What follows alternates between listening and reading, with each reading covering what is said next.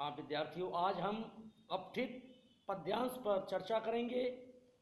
9th में 10th में CBSE के एग्ज़ाम में और प्रतियोगी परीक्षाओं में प्रायः देखा गया है कि एक गद्यांश या पद्यांश देकर उस पर आधारित प्रश्न पूछे जाते हैं और जिन पर बहुत ही कम आप ध्यान देते हैं।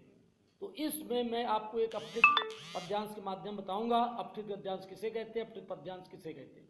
तो अपठित पद्यांश का अर्थ है ऐसा पद्यांश जो आपने पहले नहीं पढ़ा, जो हमने अपनी पाठ्य पुस्तक में नहीं पढ़ा है और उसको हमें इसमें दिया जाता है। अपठित पद्यांश हमारे भाषा कौशल के लिए बहुत ही आवश्यक है। इसमें पद्यांश को ध्यानपूर्वक पढ़कर उस पर आधारित प्रश्नों के उत्तर हमें देने होते हैं। भाषा के साथ साथ समझ का भी विकास होता है। अपठित पद्यांश का एक उदाहरण मैं प्रस्तुत करूंगा और इससे प्रश्न के उत्तर भी दूंगा। पहले हमें पद्यांश को ध्यान से पढ़ना होता है, अच्छी तरह समझने की कोशिश करना चाहिए और फिर प्रश्नों को पढ़कर दिए गए पद्यांश से सही उत्तर प्राप्त करने का प्रयास करना चाहिए। अब ध्यान से आप सुनेंगे। दिया गया है एक अपठित पद्यांश।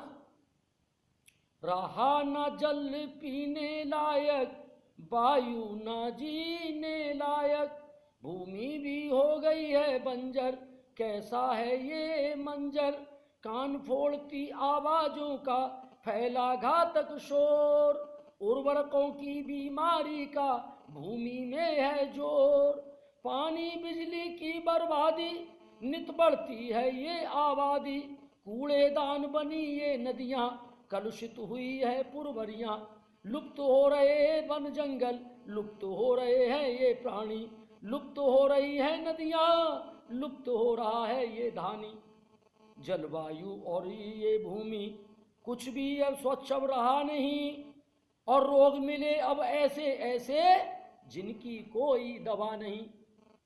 तो अब ये पद्यांश को पढ़ा आपने। अब इस पर उत्तर प्रश्न आया कि पद्यांश के लिए उचित शीर्षक कौन सा है। शीर्षक मतलब होता है किसके बारे में इसमें बताया गया, प्रदूषण अथवा अम्ल की वर्षा अथवा फसल का उत्पादन अथवा स्वच्छ वायु।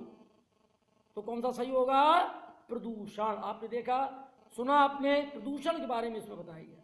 दूसरा क्वेश्चन है, कवि के अनुसार पानी पीने लायक नहीं रहा है, क्यों नहीं रहा है। नंबर 1, प्रदूषण के कारण अथवा उर्वरकों के प्रयोग के कारण अथवा जंगलों के कटने के कारण अथवा उपयुक्त सभी। तो इसमें क्या हो जाएगा, प्रदूषण के कारण आज पानी पीने लायक नहीं है।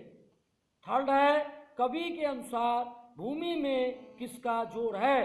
पहला विकल्प है पानी का, दूसरा विकल्प है बीमारी का, तीसरा विकल्प है उर्वरकों का और चौथा है आबादी का। तो इसमें जो है हमारा कौन सा सही है, इसमें हमारा सही है उर्वरकों का। आज हम भूमि में उर्वरकों का अधिक प्रयोग कर रहे हैं। बिजली का पर्यायवाची शब्द है, विकल्प दिए हैं दामिनी, दूसरा दिया है जलधन, तीसरा दिया है मेघ और चौथा दिया है कादम्बरी। तो बिजली का पर्यायवाची सही कौन सा होगा, दामिनी। नेक्स्ट प्रश्न आया है, कवि के अनुसार नदियां क्या बन गई हैं। तो आप उत्तर क्या देंगे, कवि के अनुसार नदियां कूड़ादान बन गई। नेक्स्ट है, जल वायु और भूमि अब स्वच्छ नहीं रहे, क्यों नहीं रहे हैं, प्रदूषण के कारण। किसका इलाज, जिसका इलाज ना हो सके वह क्या कहलाता है, ला इलाज।